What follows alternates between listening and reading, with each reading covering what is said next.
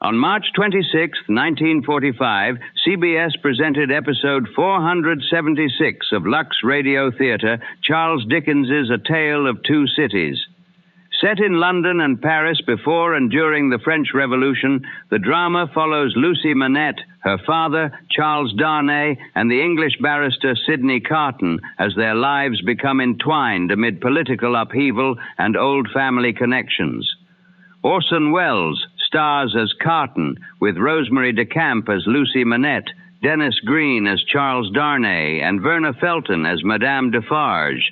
Frank Craven serves as guest host and producer. And now, the original broadcast.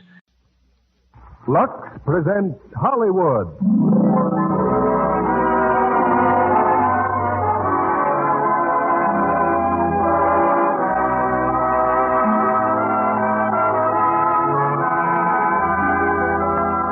The Lux Radio Theater brings you Orson Welles and Rosemary DeCamp in A Tale of Two Cities. Ladies and gentlemen, your guest producer, Mr. Frank Craven.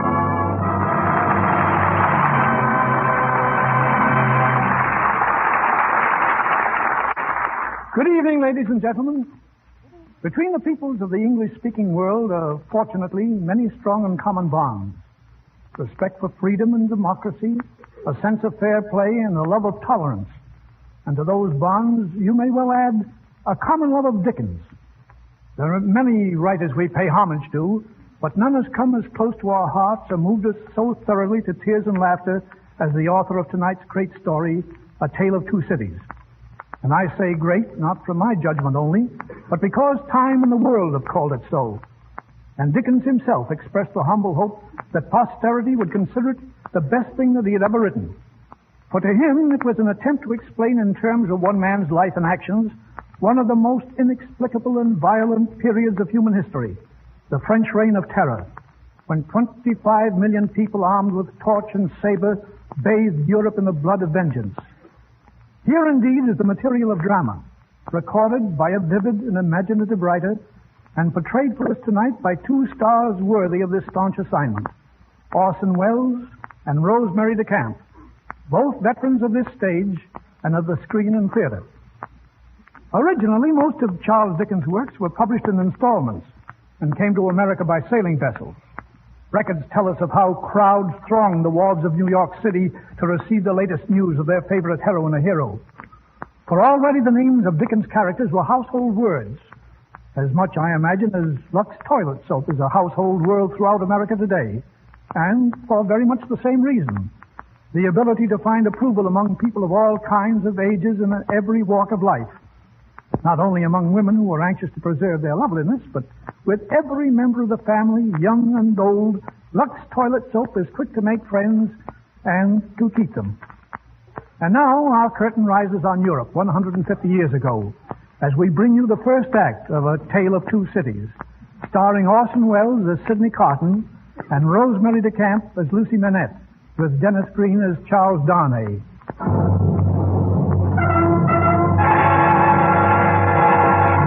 Paris, 1793.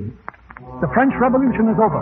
The cause is won, but the bloodshed has only started. The reign of terror sweeps through the land in all its fury, and each day Madame la Guillotine has fed her share of human life. The dripping blade rises and falls, and the crowd counts in monotonous rhythm as each noble head rolls to the ground. The knife rises again and sweeps downward. 22 lives in a single day, and more to come, and more until nightfall draws a curtain on the scene. Behind the bleak walls of the Forest prison, the doomed of the following day await their fate.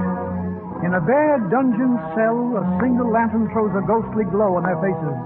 With a rattle of chains, the great iron door is thrown open. Everyone rise! Rise, aristocrats! In the name of the people of France, the tribunal hereby declares that you shall be put to death by the guillotine on the morning of February 2nd, 1793. Citizen jailer, which one of these is Charles Evremont? Evremont! Step forward. Evremont! Charles Evremont, called Charles Darnay. Which one of you is he? I am Everyman. Step forward. Charles Everyman, known as Charles Darnay. In view of the excitement occasioned by your trial, it was felt that some small favor would be in order. We have decided, therefore, that you shall live long enough to witness the execution of your friends here. 51 heads will fall tomorrow. Yours will be the 52nd. Citizen Evermore. Yes? I didn't know you were here with us. So dark. Oh, yes. What is it you want, please? Don't you know me? I'm Lisette, the seamstress. We were brought to La Force together. No, of course. I forget for the moment of what you were accused. They accused me of plotting. But I'm innocent. How could I plot against the Republic? I'm nothing. I'm no one. Don't cry, child. It's too late for tears. I try to be brave. Soon the morning will come. It's growing light even now. You have an hour yet. That's more. Ask God for courage. Look. Sun's rising. I'm afraid. Yet I'm glad. At least we can see again. What is it? You are not Evermore. You are not Charles Evermore. Quiet. I knew Charles Evermore. His eyes were blue and his brown. His hair was light and yours. Who are you? Like you, I'm nobody, nothing. You are going to die for him. Why, monsieur? I could never make you understand. But I could set you free. One word from me and... Can't do that. You must not, please. Tell me about yourself. How can I? It would help so if you'd talk to me. Perhaps it would help you too, monsieur. There's so much to tell. It all began so long ago. When? 25 years ago. 1768. Have you ever been in England? No, never. There's a long hill on the Dover Road that sweeps down to the sea. It's a pleasant road on a summer day with the sun shining. The devil's own highway at night in the winter rain. On just that sort of night in 1768, a coach topped the rise of the hill. The mail bound east for Dover. Go on, get up there. Get up, get up! Top of the hill, Tom. Better rest them for a moment. Oh. We'll be lucky if we make the boat for Calais. Listen. Hear that? What do you say? I say a horse at the canter coming up the hill after. I say a horse at a gallop. Oh, there. Stand or I'll fire. Who are you? What do you want? Is that the Dover mail? I want a passenger. What passenger? Mr. Jarvis Lorry. Keep where you are. Is there a gentleman named John Lorry in the coach? I'm Lorry. Who wants me? It's me, Mr. Lorry. Jerry. I know this messenger guard. There's nothing wrong. I hope so ain't. Hello, you. Come on at a foot pace. Well, Jerry, what is it? A dispatch, sir. Sent after you from London. Be quick about reading it, sir. I don't like this. It's not very long, you see. Wait at Dover for Mademoiselle. Very good. Jerry. Yes, Mr. Lorry? Ride back to London as fast as you can. Tell them my answer was recalled to life.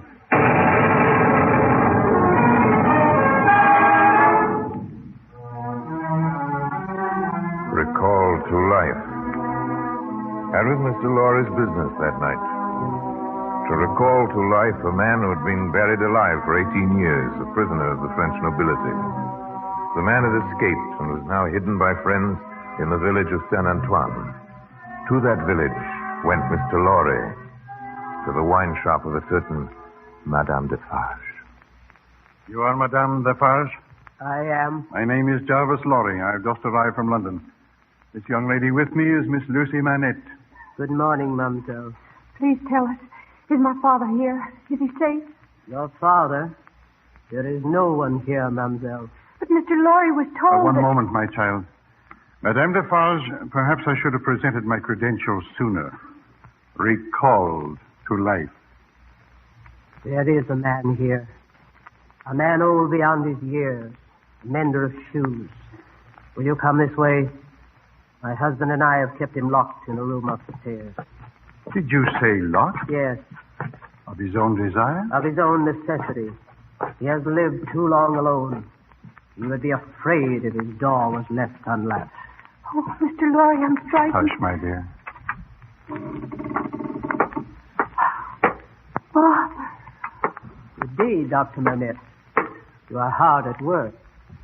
Yes, I am working. You have a visitor, Doctor. Show him the shoe you are making. Now tell Monsieur the maker's name. You asked my name? Yes, 105 North Tower. that is all. 105 North Tower. You see, Monsieur, he remembers nothing. Dr. Manette, do you remember nothing of me? Look at me. Is there no old banker, no old business rising in your mind? Think of England, a man who was your friend, Jarvis Lorry. It's no use. This is what they have done to him. Lucy, come here, my child. Yes. Now speak. Call him. Speak to him as you did long ago. Father.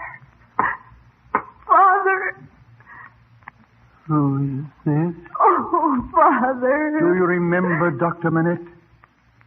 I remember a little girl with long golden hair. Ages ago. What was her name? Her name. She laid her head upon my shoulder when they came for me that night. Don't let them take you, Father. Hush, my child. My baby. Lucy. Lucy.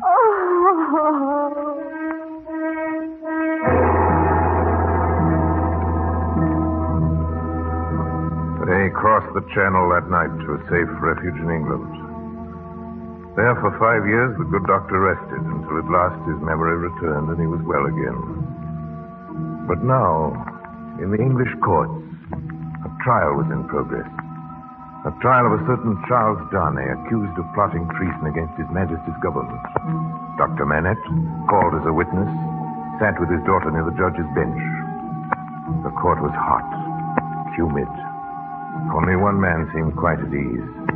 The assistant counsel for the prisoner. His court wig dipped in a slovenly fashion over one eye. His court gown stained with wine. His name, if anyone was interested, was Sydney Carton. Carton, we must act quickly. With the evidence they presented, Darnay will hang by morning. Carton, do you hear me? I hear you, Mr. Stryver. Well, what shall I do? If I were you, I should sit down. Darnay is my client. I'm trying to protect him. I pay you well for your assistance, and I expect to have You will have it, Mr. Stryver, when the time comes. See, you've already had your bottle today. 2, I believe. Drunk. Always drunk. Carton, listen to me. At the present time, I'm more interested in Dr. Manette. Dr. Manette, to the stand. You are Dr. Manette? I am? Dr. Manette, the prisoner, Charles Darnay, has been accused of carrying secret messages from Louis of France to spies here in England. Look upon the prisoner. Have you ever seen him before? I don't know. Really? Is it not true, Dr. Manette, that the prisoner was a fellow passenger with you 5 years ago on a boat from Calais to Dover? I cannot say. When I came from France that night, I had been newly released from a long imprisonment. I have little remembrance of the occasion. My mind was a blank for some time. I see. Your daughter made the trip with you, did she not? Yes? That will be all. Are there any questions from the defense? Any questions, Carton? No questions. No questions, Your Worship. Miss Lucie Manette to the stand. And now, Miss Manette, look upon the prisoner, please. Have you ever seen him before? Yes. Where? On board the packet boat you mentioned. You spoke to him? You were friendly with him? Yes. Good. Now tell me, did he come aboard alone? No, when the gentleman came on Do board... you mean the prisoner? Yes. Then say the prisoner. Oh. When the prisoner came on board, there were 2 gentlemen with him. But these 2 did not make the crossing. No. Now tell me, did you see them give certain papers to the prisoner that night? No. You're sure of that? I don't know. It was dark. Then they might have given him certain papers, is that right? Yes, but And that will be all, Miss Manette. Please, I know he isn't guilty. That will be all, please. Are there any questions from the defense? Well, Carton? No. Carton, you're mad. No questions. No questions, Your Worship. Your Worship, the prosecution would like to recall its chief witness, the prisoner's accuser, Mr. John Barset. Now, Stryver, we might have some questions. Mr. John Barset? Right here, sir. Mr. Barset, look upon the prisoner. Do you recognize him? I do, sir. He's a spy against His Majesty's government. That's what he is. I was on that mail packet myself that night, and I saw the kind of papers that passed into the hands of the prisoner. They were lists of our troops. Thank you, Mr. Barset. And no more questions. The counsel for defense? Well, Carton? Ask him these questions I've written down here. Mr. Barset, how do you know the papers you saw were lists of British soldiers? I saw them. You saw them. Then you took them out of the pockets of the prisoner, Charles Darnay. Yes, sir. No, sir. They fell out, they did. Oh, then you didn't take them. You're not a spy yourself. A man who makes his living by making accusations, just or otherwise, against his fellow countrymen. That's a lie, a downright insinuating lie. One moment. Well, Carton? Mr. Stryver, you've no imagination. Mr. Barthard, where did you get money to live on? My property. Your property. Where is it? I don't exactly remember. Then perhaps you can remember how you got that property. I inherited it. From whom? From relatives. Distant relatives. How many times have you been in prison? 6 times, isn't it? What's that got to do with it? Ever been kicked for cheating dice? Well, now, Mr. Barthard, you were positive it was the prisoner you saw that night with those lists. I am? It couldn't possibly have been someone else. No, it couldn't. Mr. Darnay, you will please face this witness. Now, Mr. Barthard, look at Mr. Darnay. Look at him carefully. Well? Now, Mr. Barthard, look at me. At me, the assistant counsel for the defense. You notice a resemblance between us. We are very much alike, are we not? Well, now that you mention it, you are. As a matter of fact, it could have been me you saw with those supposed lists that night, could it not? Well, now, could it not, Mr. Barthard? All right. Yes. That's all. Thank you. Order! Are there any more questions? The jury will retire to consider its verdict. Has the jury agreed? We have, Your Worship. And how do you find the prisoner, Charles Darnay? We find the prisoner not guilty.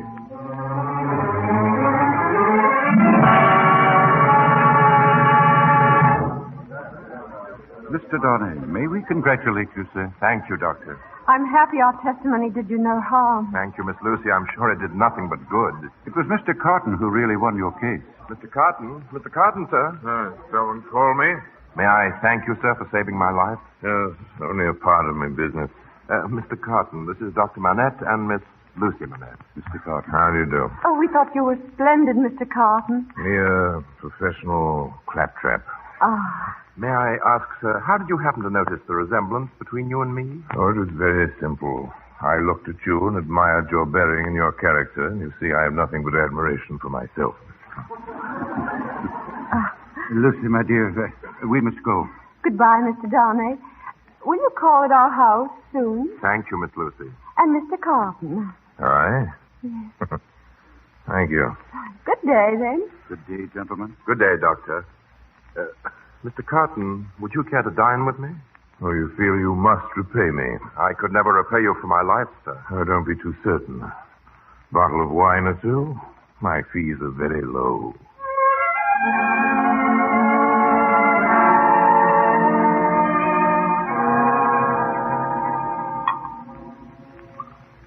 Another glass, Mr. Darnay. Thank you. I've had enough. Yeah, Mr. Darnay. How does it feel to be alive again instead of hanging by your neck? Well, I'm a little confused regarding time and place, but it's good to feel at home in the world again. Oh, it must be an immense satisfaction. For me, the world has very little to offer except wine like this. So, you and I are not very much alike in that particular, are we? You speak very faintly, Mr. Darnay. I didn't speak at all, sir. Oh, come, Mr. Darnay, call a help. Suppose you to. What toast, sir? Why, it's on the tip of your tongue, man. It's been there all evening. Out with it.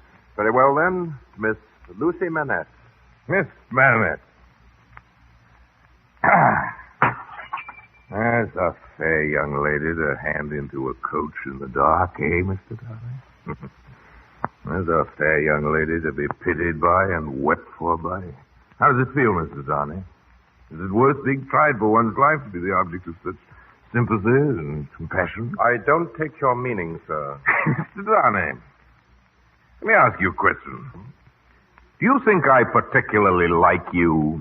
You've acted as if you do, but I don't think you do. I don't think I do either. Nevertheless, I hope there's nothing in that dislike to prevent my calling for the reckoning and parting without ill blood. Oh, of course, there's nothing at all. You call the whole reckoning? If I may, sir. In that case, innkeeper, more wine. Yes, sir. Good night, Mr. Carton. Go. One last word, Mr. Darnay. You think I am drunk?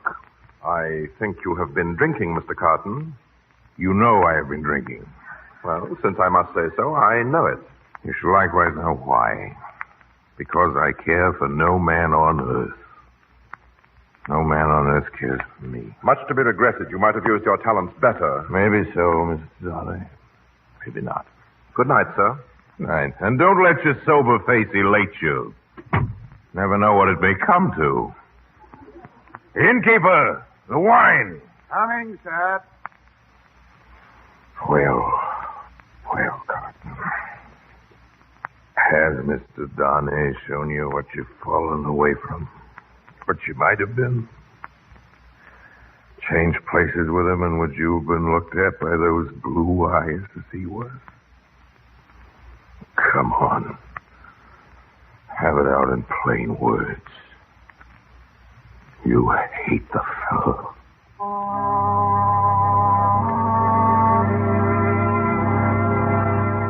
Sydney Carton knew it was too late to change his way of life. But he took to brushing his shabby coat and combing his untidy hair. And there were times even when he remembered that a gentleman does not drink himself nightly into a stupor.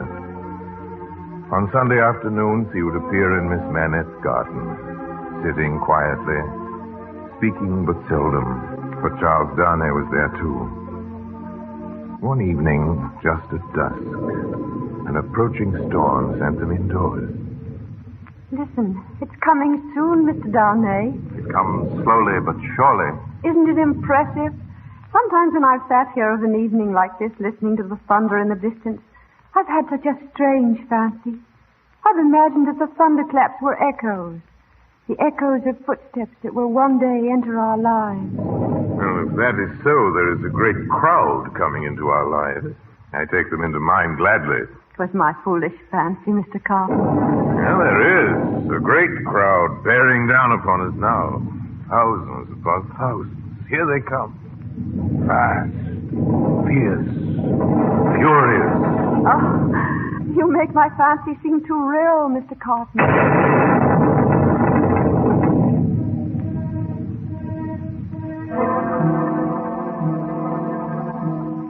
There was a great crowd coming into their lives. A numberless, overpowering crowd, which one day would decide the fate of these three. At first, it was but a whisper in the city of Paris. A whisper that was to grow with the years into a crashing roar of hatred. Slowly but surely, as the storm came, the crowd was coming too. Up from the cellars of Paris. Up from the bare fields of a starving peasantry. The crowd was coming, chanting its hate, screaming for blood. The people of France in all their might, rising in revolution.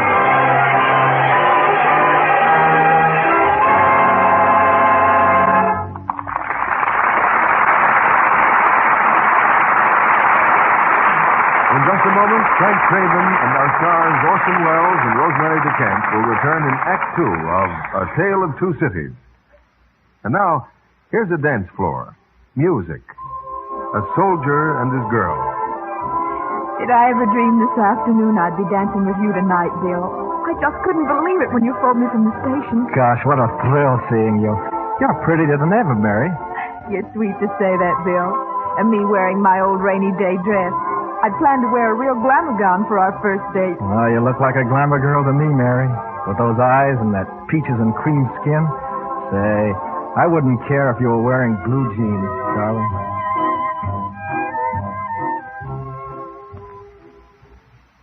It takes a lovely Lux complexion to win a compliment like that. There's something irresistible about soft, smooth skin. That's why screen stars, lovely women everywhere, never take chances with complexion beauty. They've discovered a care so simple, so effective, that they use it regularly. Here's what pretty Ann Baxter says. I wouldn't dream of neglecting my daily Lux toilet soap facials. Active lather leaves my skin so soft and fresh. Lux toilet soap is a real beauty soap, you see. The gentle, extra creamy lather is right for delicate skin. Feels like smoothing beauty in when you cover your face with the rich Lux soap lather. I work it in gently but thoroughly. I rinse with warm water, then splash with cold, and pat my face dry with a soft towel. That's my beauty facial. It really does things for my skin. Why not try these Hollywood beauty facials famous screen stars use? They really make skin lovelier. Recent tests showed actually 3 out of 4 complexions improved in a short time with this daily Lux soap care. Remember, gentle Lux toilet soap is Hollywood's own complexion soap. We pause now for station identification. This is CBS, the Columbia Broadcasting System.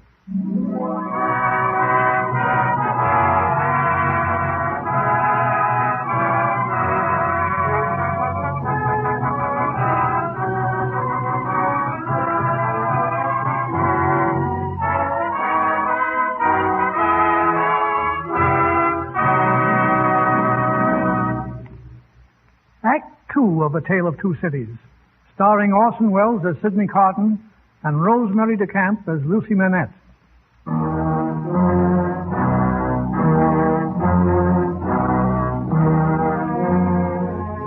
In La Force prison, awaiting death by the guillotine, the man called Darnay continues his story. The little seamstress, condemned to die with him within the hour, listens quietly, her eyes fixed on his face. As time went on, Sydney Carton appeared less and less frequently in the Manette home, for he knew that Lucie loved Charles Darnay. It was an evening in April, almost 10 years ago, that Charles Darnay spoke to Lucie's father. I've only hinted at marriage to Lucie, sir. I didn't want to speak until... Well, there are certain things about myself that you should know. Yes? Dr. Manette, my name is not Darnay. I chose that name when I first left France, my heritage. Heritage? I'm of noble birth, sir, but I do not boast of it. Through generations, my family gained its wealth at the expense of the poor. When my uncle died, I was the sole remaining heir. I returned to France to sign away my title to the estate. Why do you tell me this? Because, sir, I know what you have suffered at the hands of the French aristocracy. Your uncle's name and yours. What was it? Saint Evremond, the Marquis Saint Evremond. He was... Doctor, you're ill, sir. No. Charles, Lucie is not to know what you have just told me. Not now, do you mean? Not now or ever. She is not to know. Your word. Very well, Doctor. You have my word. Now go, please. Go. Saint Evremond. Saint Evremond.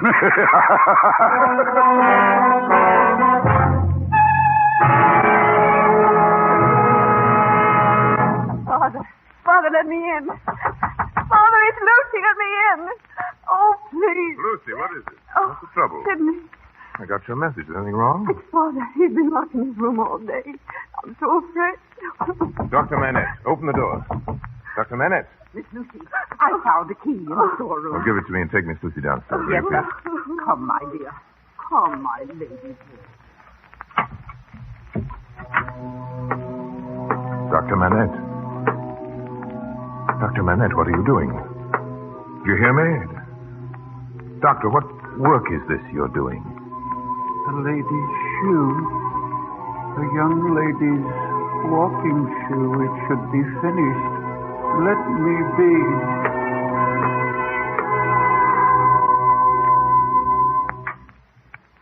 Sydney, is he all right?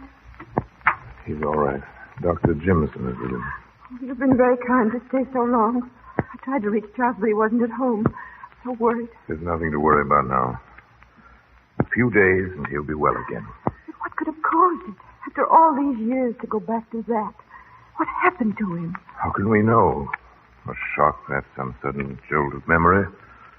Man's mind can play queer tricks, you know. Lucie, I brought you a cup of chocolate. Oh, thank you, Miss Frost. And the doctor says everything will be all right.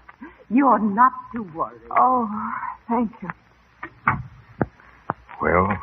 Oh, Sydney, you're not leaving. It's growing late. Not for me, of course. But I doubt if you see the dawn very often. No, I don't. But I can welcome it today. A few hours ago, everything was so black and fearsome. And now, all my troubles are past. All my hopes reborn. It's always that way, isn't it? There are some hopes a man may have which remain in the shadows forever. Oh, do you have such hopes, Sydney? No more. I'm like one who died young. Sydney, you've come often to the house in the past few months, and yet we know very little about you, except that you're our friend. Is there nothing I can do to help you, Sydney? I could never hope to repay what you've already done. May I tell you something? Mm-hmm. Will you hear me without shrinking from me? What is it? You've been the last dream of my soul. Seeing you here in your home has stirred old shadows that I thought had died out of me. I've heard whispers from old voices impelling me upward that I thought was silent forever. I've had unformed ideas of striving afresh, fighting out the abandoned fight. A dream. All a dream, but I wish you to know that you inspired it. Oh, Sydney. Will nothing of it remain? Perhaps as a dream might linger on after the dreamer awakes. But try to hold me in your mind as sincere in this one thing. I would embrace any sacrifice for you, or for those dear to you. Think now and then that there's a man who would give his life to keep a life you love beside you.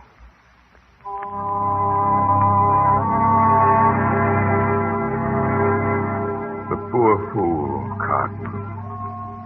Drunk. Drunk this time with self-pity. And from that day on, he was seen rarely in the Manette home. He was there when Lucie and Darnay were married. And again, some years later, when their child was born. A girl. But his visits were short, as he'd slip away at the first opportunity. In France, during these years, the echoing footsteps of the crowd had been growing louder. Grim patriots who were to bathe the soil of France in the blood of the hated nobility. And then the storm broke in all its fury.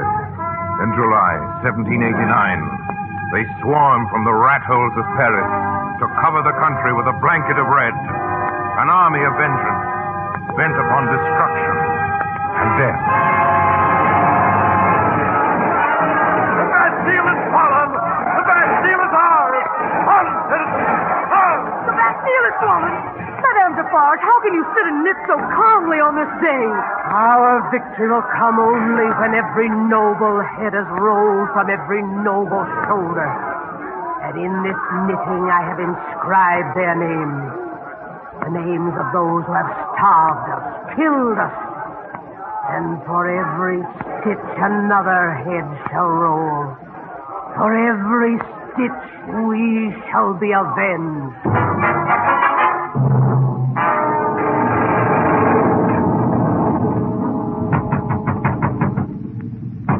Who is it? Who's there? Open the door. What do you want at this hour? I'm looking for Mr. Sydney Carton. He is not open. There's no inn in London open at this time of night. I want to see Mr. Sydney Carton. Let me in. Now, where is he? He's in there. Carton, wake up. Oh, who is it? Oh. Darnay. Oh, Mr. Darnay. Welcome, Mr. Darnay. You have some wine? No time for that. Listen to me. I'm leaving for Paris within the hour. Paris? There's some business there that I must attend to at once. Paris. Very warm this time of the year. If I were your lawyer, I should advise against the journey. How much do you know of me? This is an excellent wine, Mr. Darnay. French wine from the cellars of the aristocrats who fled the country. There will be few of these bottles left now. Being poured into the streets, along with the blood of the nobles who once drank it. Must you go to Paris, Mr. Darnay? I see there's little I have to explain to you. But I received a letter this morning from a man who was once my servant. They threatened to send him to the guillotine unless he can explain why he's in possession of certain property. That's why I must go, to save his life. What of your own life? I'll be in no danger. I've renounced my inheritance. It's easily proved. Why do you come to me? There's no one else I can turn to.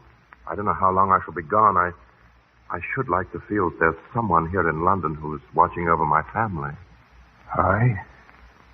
You trust me to watch over your child? Your wife? Yes. I know that you love her. When did you say you must leave?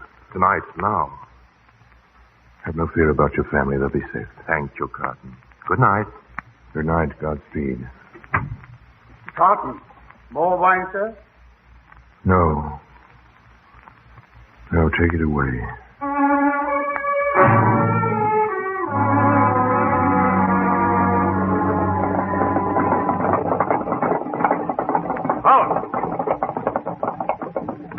You there in the coach. Where are you going, citizen? I'm going to Paris. Let me see your papers. If you'll hurry, please, citizen. I must be in Paris within the hour. What is your name, citizen? Charles Darnay. Darnay. Also known as Evremont. Why, yes, but You are consigned, Evremont, to the prison of La Force.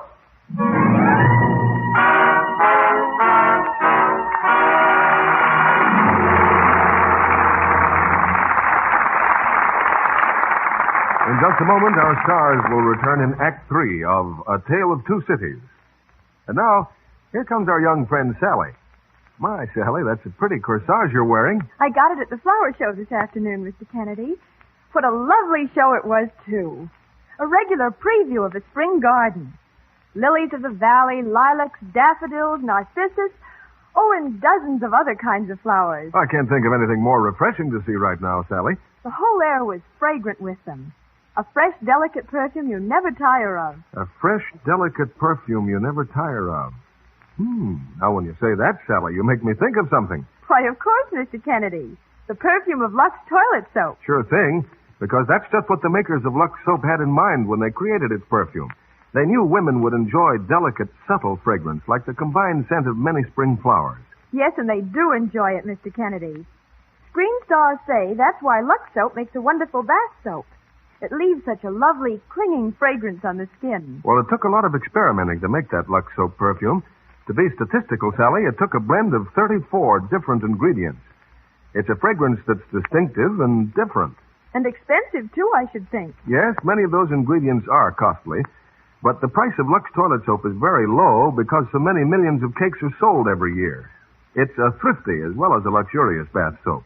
Here's a little trick I've discovered other women might like to know about. I slip a few cakes of Lux soap in my dresser drawer till I want to use them. They make a perfect sachet for my lingerie and handkerchiefs. Thanks, Sally. Why don't you enjoy the luxury of this fine, fragrant white soap 9 out of 10 screen stars recommend? Use it for your daily beauty bath. Lux soap is hard milled to satin smoothness. It's economical. Each cake can be used to the last thin sliver. And now, Frank Craven returns to the microphone. For a verbal introduction to our stars tonight, you're invited to join us after the final curtain for a brief chat. Now, Act 3 of A Tale of Two Cities, starring Orson Welles as Sydney Carton and Rosemary DeCamp as Lucie Manette.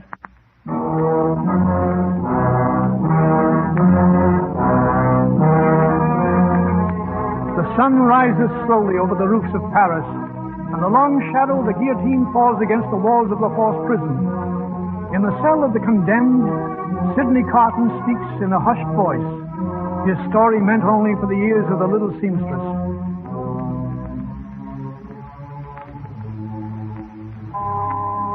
They brought Charles Darnay here to La Force prison to be held in secret. Somehow the news filtered back to England. Soon his wife and child were in Paris with Dr. Manette and Mr. Lorry, their old friend. For months they waited for some word from Darnay in his cell, but no word came. And every day through the streets the tumbrils passed, filled with the condemned on their last journey to the guillotine. Father, did you see him? Did you see Charles? No, they would not take me to his cell. Oh. But I have news. Yes? Charles is summoned tomorrow for trial. Tomorrow? Oh, Father. I think it will go well, my child. They're going to allow me to testify for him. You? Why, they'll brand you a traitor. They'll kill you, Father. No, my child. I bear a charmed life in this city. I have been a prisoner in the Bastille.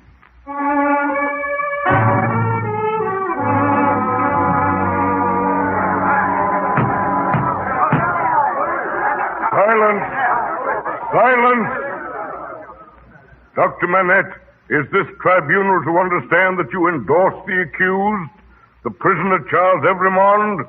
That is so. He is of noble blood. He is a traitor. He is no traitor. I will swear to it.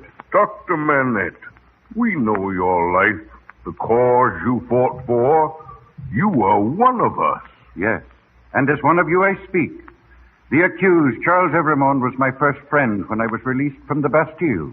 The accused, Charles Evremond, is my daughter's husband. In all these years, he has had no part in the tyranny against which we fought. He has renounced his share of the estate and returned it to the people. Charles Evremond is no enemy of the revolution. I give you my word, he is innocent. Free the prisoner. If the Doctor of Beauvais says he is innocent, free him. Is the jury ready to declare itself? We are. How say you then? Let the prisoner be freed. Wait, I say! The prisoner cannot be freed. Citizeness Defarge? I say the prisoner still stands accused. By whom, Citizeness? By three voices. By my husband, Ernest Defarge. By myself. And the third? By the Doctor of Beauvais. Dr. Alexander Manette. I protest against it. Continue, Citizeness. Hear me, all of you. Dr. Manette, you have said Charles Evremond was your first friend. I was your first friend. It was to my wine shop you were brought where you made shoes under my care. You knew yourself then only as a number. 105 North Tower. The cell in which you had been confined. Is that not true? If you say it is, I must believe it. I can't remember. But I remembered. And I resolved one day to examine that cell. And on the day the Bastille fell, I went to 105 North Tower. Hear me, citizens. In that cell, hidden in the stonework of the wall, I found a paper. A paper written by Dr. Manette in the year 1767, before the dark and loneliness drove him mad. It is that paper I hold in my hand now. It describes in the doctor's words how he was called one night to attend a peasant girl dying in a miserable bed of rags. A girl and her unborn child. In the stable, her brother with a wound in his chest was to breathe his last before the morning. And why?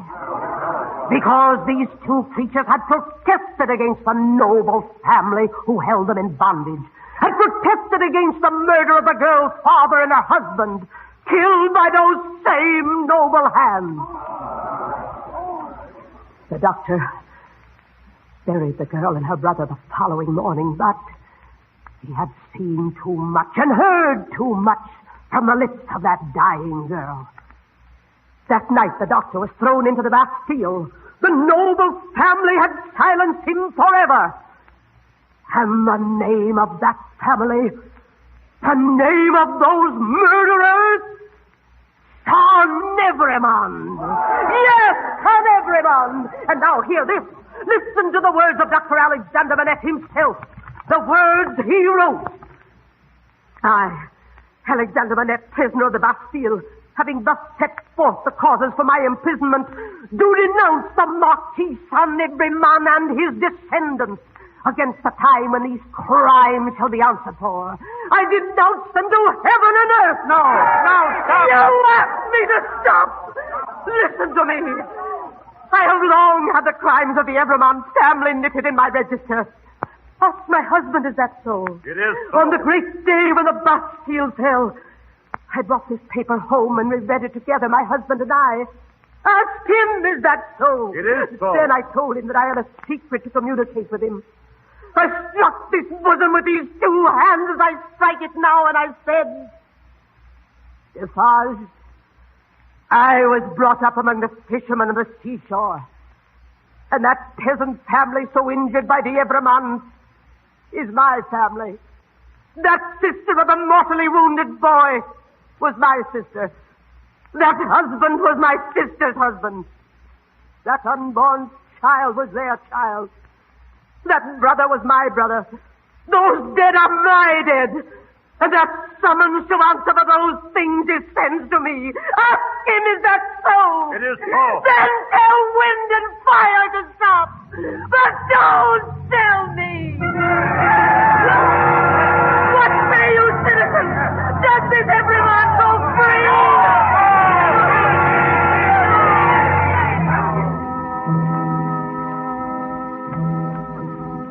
Back to the prison of La Force, to await death by the guillotine. That was the sentence passed by the tribunal. That same night, a coach left Calais for Paris, carrying but one passenger, slouched low in his seat, his shabby greatcoat pulled high about his neck.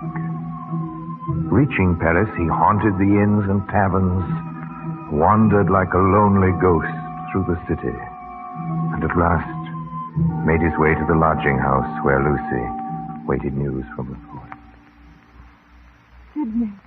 Sydney Carton. You must forgive my coming at this hour. I didn't wish to be seen. I knew you'd come. I've been waiting. Sydney, they're going to take Charles. They're going to kill him. How long has he? Until the morning. And they won't let me see him.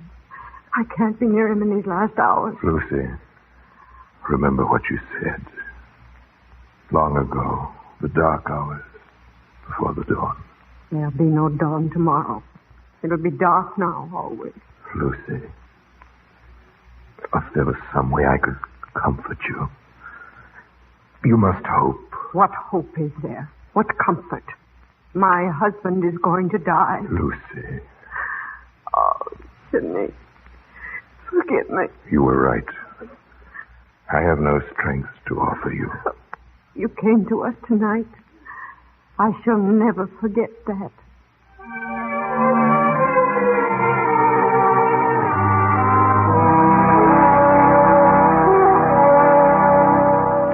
I tell you, it is useless to speak to Dr. Manette. He's in no condition to see you now. Mr. Lorry, if you will forgive me... There is nothing you can do here, Mr. Carton, nothing. Mr. Lorry, you are a man of business, are you not? I am? Well, I am here on business. Really, I know sir? your opinion of me, Mr. Lorry. But a drinking fellow may learn things around the town if he can listen at the same time. I've learned that Dr. Manette is in great danger. He and Lucie must leave Paris tonight. Leave Paris? And they must take the child with them. But why? The revenge of Madame Defarge does not stop with Charles. The accusation is against the Marquis of Saint-Evremond and all his race. Lucie, her child. Now may I see Dr. Manette? It would do no good, sir. He's gone back to his work. His work? He would not know what you are saying, Mr. Carton.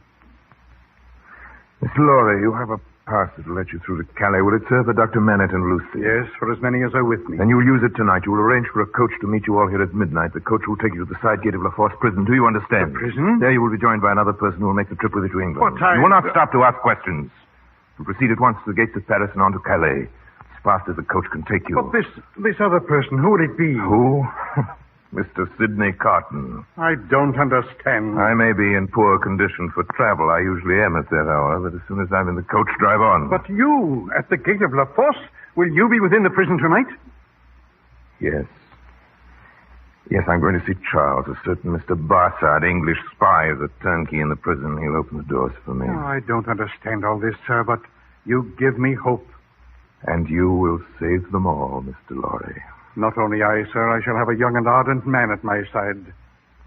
With the help of heaven, you shall. Tell me, Mr. Lorry, yours is a long life to look back on. I'm in my 78th year, sir. You've been useful all your life, trusted, respected. There are many in this world who would miss you. A solitary old bachelor? No, there is nobody to weep for me. Wouldn't she weep for you? Lucie? Yes, thank God I didn't quite mean what I said. It is a thing to thank God for, isn't it? Surely. Surely. If you had to say with truth tonight, I have gained the love of no human creature. I've done nothing good nor serviceable to be remembered by. Your 78 years would be 78 heavy curses, would they not? I think they would be. But you are not old, Carton. No. I'm not old. But the road I took was never the way to age. Good night, Mr. Lorry.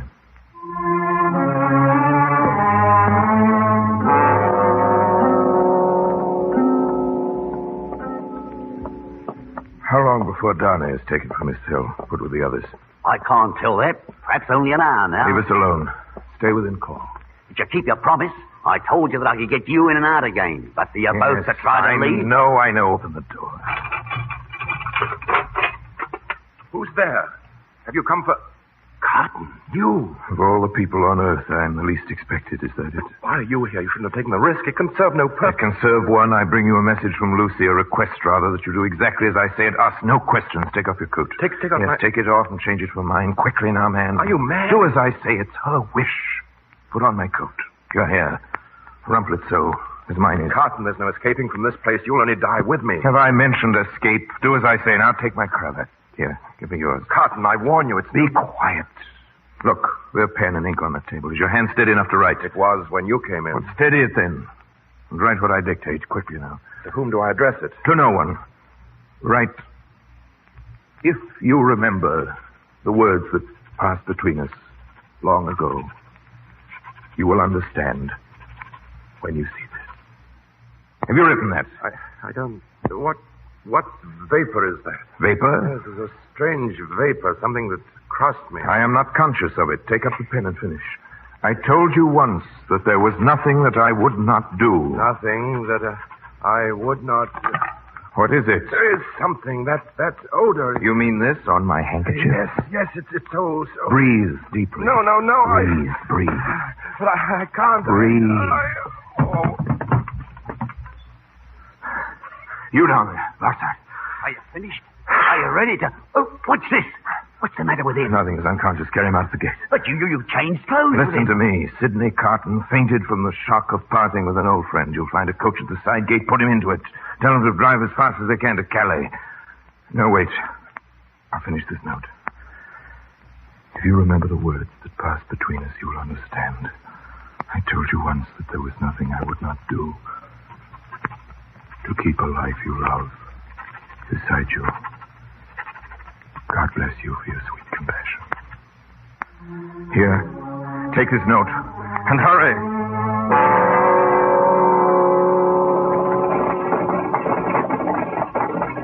Oh, there. Oh! Where are you going? To Calais. Who are you? Jarvis Lorry from Tellson's Bank. Past? Dr. Manette. Past? His daughter.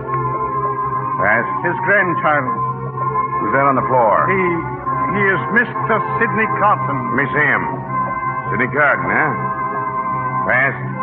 Open the gate. Let this coach go through.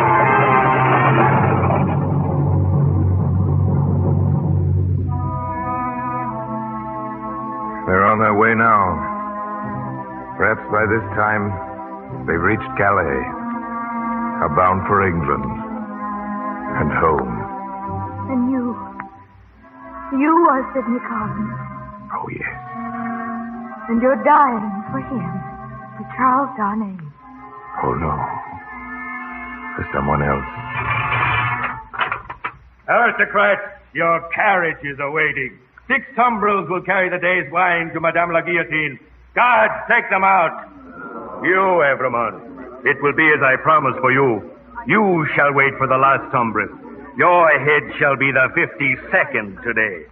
I'm ready. Move along there. Move along. Mr. Carton, may I go with you? Keep your eyes on me, child. Mind nothing else. I mind nothing while I hold your hand. 49! 50! 51!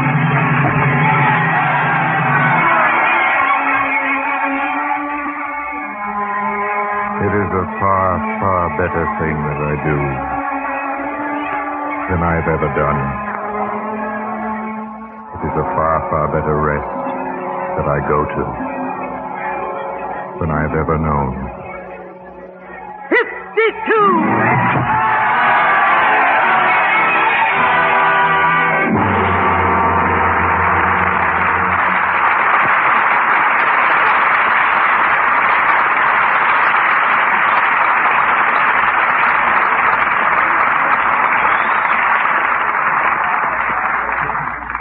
We lower our curtain on the roaring crowds of Paris and the sacrificial destiny of Sydney Carton, and raise it again on the stars who have made tonight's performance such a vivid memory.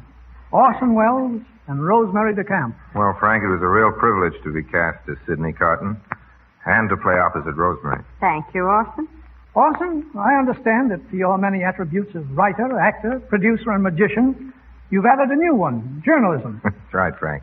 I've got a newspaper column running now called Orson Welles' Almanac. Yeah, I know. I have a copy here. Full of biting witticisms, I imagine, Frank. Well, it depends upon what you call biting witticisms. It starts with the following items. Never salt turnips while cooking.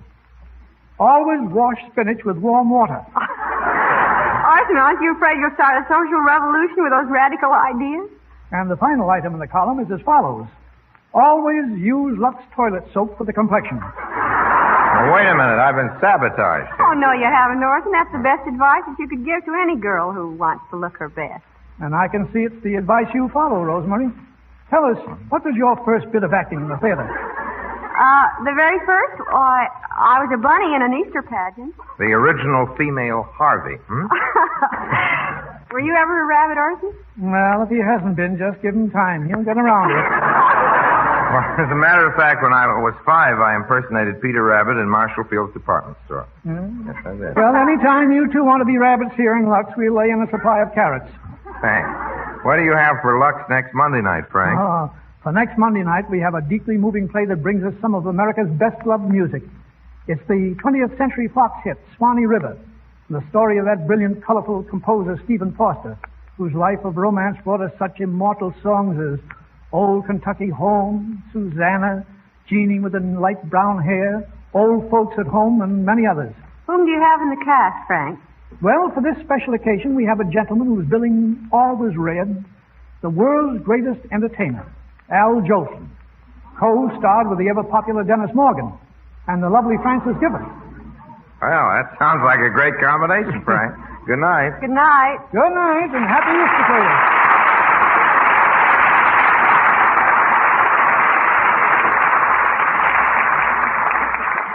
And now, a brief reminder from Uncle Sam that to the millions of American men and women overseas, nothing is more important than mail from home. Write often. Make your letters cheerful. And be sure to use V-mail. V-mail is private, speedy, safer, and it helps to lighten the burden of delivery.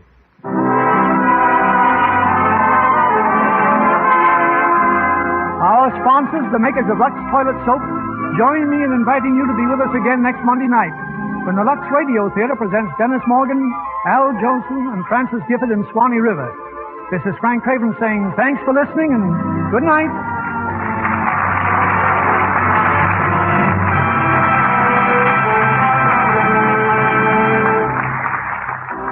Frank Craven will soon appear in the 20th Century Fox 30th anniversary production, Colonel Effingham's Raid. Orson Welles, currently working in the international picture Tomorrow is Forever, can be heard on This Is My Best every Tuesday over this network. Rosemary DeCamp will soon be seen in the Warner Brothers picture, Pride of the Marines. Heard in tonight's play were Dennis Green as Charles Darnay, Griff Barnett as Dr. Manette, Verna Felton as Madame Defarge, Norman Field as Laurie, and Ken Christie, Charles Seal, Lorene Tuttle, Ferdinand Mounier, Jay Novello, Robert Regent, Eric Snowden, Boyd Davis, Paul McVeigh, Alec Harford, Thomas Mills, Regina Wallace, Virginia Gordon, and Herb Litton. Our music was directed by Louis Silvers. This program is broadcast to our fighting forces overseas through cooperation with the Armed Forces Radio Service. Our Lux Radio Theater production of A Tale of Two Cities has come to you with the good wishes of the makers of Lux Toilet Soap, the beauty care that 9 out of 10 Hollywood screen stars use. This is your announcer, John M. Kennedy, reminding you to tune in again next Monday night to hear Swanee River with Al Jolson, Dennis Morgan, and Francis Gifford. Lux Radio Theater's A Tale of Two Cities has come to its close. Good night, and thank you for joining us.